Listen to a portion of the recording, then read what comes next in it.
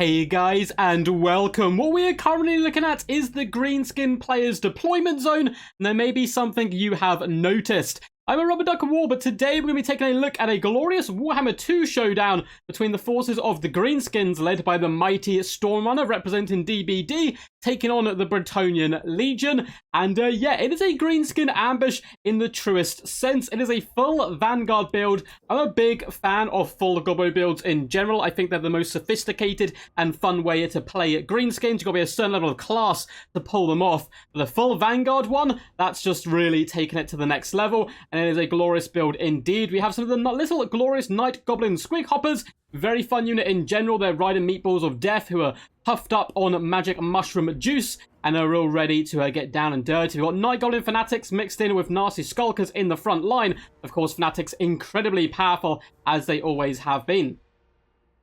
On the far side, we have Night Goblin Squig Hoppers as well. A nice central core of triple Night Goblin Archers. And don't get it wrong, they're the fastest gunslingers in the West. They are really quite scary, particularly in combination with the Rusty Arrows. That many armor-piercing shots coming at you, or having your armor sundered with that many shots coming at you, really does start to add up quite a bit. Likewise, in the back, we have Goblin Wolf Rider Archers, Forest Goblin Spider Rider Archers, and of course, Morgrub's Mangy Marauders. Alas, it is not the perfect Goblin build. We do not have a Goblin Great Shaman on Wolf, but we still do have the mighty Skarsnik, who's a big pain in the butt, obviously, and a Night Goblin Shaman rolling dirty alongside him. Coming in with some pretty awesome spells, we have Sneaky Stabbing and Curse of the Bad Moon.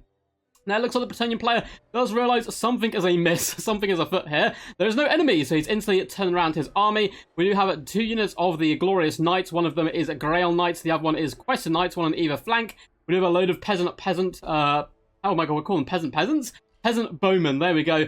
Desperately just flapping around and trying to get back into a decent battle line position. Mixture of spearmen and foot squires making up the main battle line, as well as the beast slayers of Bastion. We then have the Royal Hippogriff Knights up in the skies alongside Alberic, because they are a rather notorious fella indeed. And the line is going to try to rearrange itself into a decent battle position. Now, Alberic is going to go for a Leroy Jenkins, just charging headlong towards the Goblins, who are all for it. They want the smoke. They want all the smoke. And going to be looking to try to beat back the Meister himself. He's going for a bit of an assassination attempt. This is a rather big boy play. He's got the iron balls upon him. Unfortunately, he's not quite aware of the mass amount of skirmish cavalry and Night Goblin archers which are coming his way. And look how quickly Alberic just gets deleted. He can't escape. Fermented Fungi goes down, forcing him to rampage. And he's going to be dead in less than 30 seconds, I reckon. Look at the just wave after wave arrow heading his way. We also have Night Goblin Squig Hoppers coming for a fat surround. A lovely play there by the Greenskin player. The Ground Knights are being stopped in their tracks by nasty Skulkers, and the main battle line's only really getting into position now. That's what the full Vanguard can indeed do for you. The cavalry sallied out, and the cavalry died in droves. Hippogriffs are being forced back. Likewise, Alberic is looking really, really worse for wear right now. All the archers lining him up, and Alberic is getting demolished in seconds. There we go, he's shattered. Only 400 HP. He's probably going to get finished off in the next volley or two.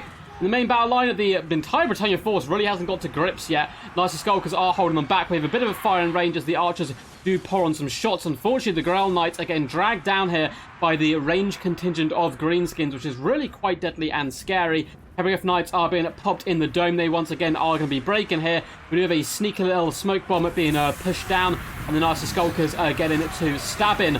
And they're doing pretty decent work here. Foot Squire is a pretty garbage unit in my opinion. Aren't going to be able to do too much against the might of the glorious Gobbo, who are driving back Bretonnian forces left, right, and centre. The Archer Corps for the Greenskins is in far better shape as well than the Bretonnians.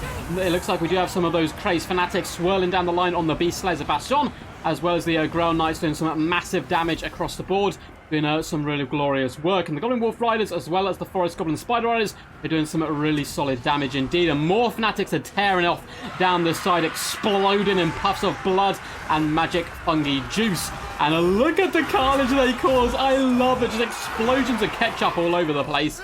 And really nasty work. And just the fact the range core is still so healthy for the Greenskins, it's causing a lot of problems. The Hippogriff Knights simply can't get back in the action.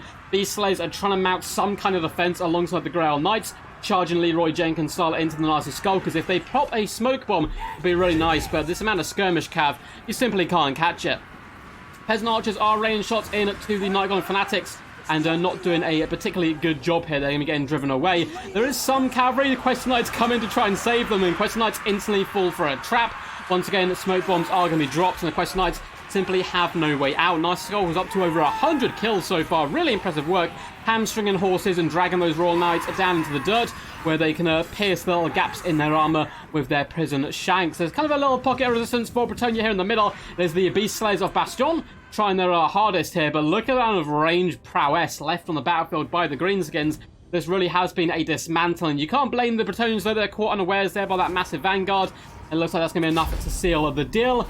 A really fun game, an awesome game, a very stupid one, but I thought it was quite a fun one to showcase for you guys here today. The lovely full Vanguard by the mighty Pineapple Conqueror himself, Master Stormrunner. Massive shout out for sending this one in, bud. And well played to the greyish-green Bob, who unfortunately got completely caught unawares, and yeah, none of his cavalry really did that fantastic. One unit of Ground Knights kind of holding it down for the Bretonnian boys. 1.3k value and 200 kills. Everyone else, though, kind of faltered out. Beric as well. His chivalry, he wore it on his sleeve a bit too much. Charged in to face the Greenskin threat head-on and got absolutely annihilated by the cannon trap of the Gobbo. And yeah, the range contingent, 1.3k value on Morgrub's Mangy Marauders is pretty damn disgusting.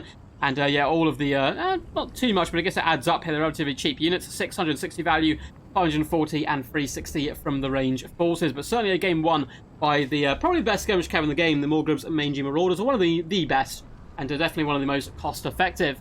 Hope you guys enjoyed this one. If you did, make sure to leave a big fat juicy thumbs up and subscribe for more content into the future. Feel free, yeah, leave likes and comments and all that good juicy stuff. There's a bucket ton of links down below to Twitch, Patreon, and Discord. Patreon is where you can support the channel financially. Massive shout out to all the patrons and members here on YouTube. They're the ones who keep this channel going. And yeah, Patreon is also where you can get lessons from me. I do hour-long lessons and so on. But you can feel free to check out all those links if you're interested in getting some more information. But until next time, guys, peace, and as always, stay awesome.